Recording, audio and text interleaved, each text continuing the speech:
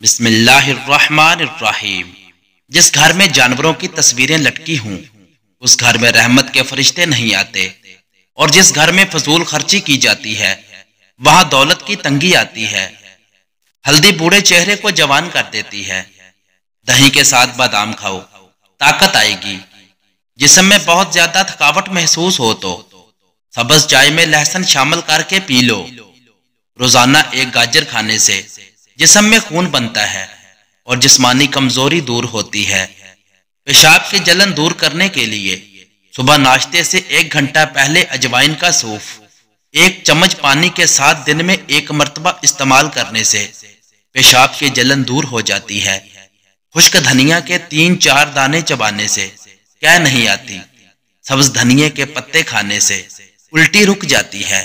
رسول اللہ صلی اللہ علیہ وسلم نے فرمایا، جمعہ کے دن غسل کرنا ہر بالغ مسلمان پر واجب ہے، اور یہ کہ وہ مسواک کرے، اور اگر خوشبو میسر ہو تو وہ بھی لگائے۔ سر میں خشکی بہت زیادہ ہو تو دہی میں ملتانی مٹی ملا کر اسے مکس کر کے سر پر لگا کر سر کو دھو لیں، سر کی خشکی بالکل ختم ہو جائے گی۔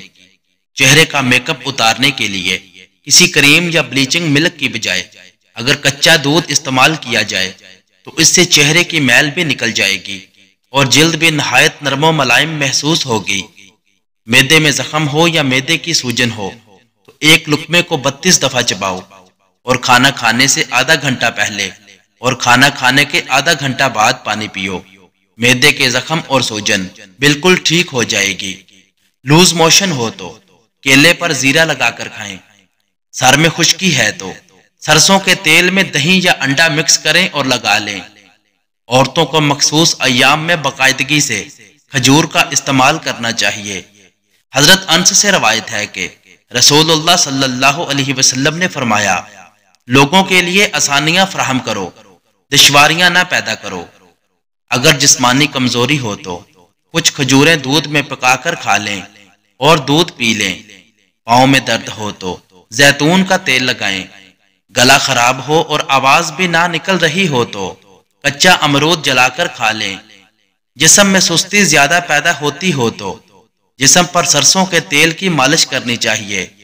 الٹی یا قے کو روکنے کے لیے لونگ یا سونف سے پانی کی کلیاں کریں۔ بیٹھے بیٹھے آنکھوں سے پانی نکلتا ہو تو عرق گلاب کا استعمال کریں۔ روزانہ جلدی اٹھنا جسم کو چست اور صحت مند بناتا ہے۔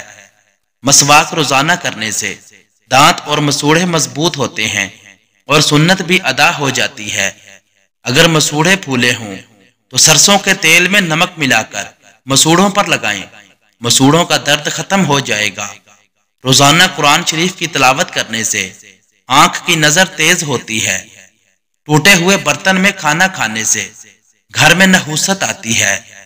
نبی کریم صلی اللہ علیہ وسلم نے فرمایا کہ اگر جھک جانے یعنی عاجزی اختیار کرنے سے تمہاری عزت گھٹ جائے تو قیامت کے دن مجھ سے لے لینا۔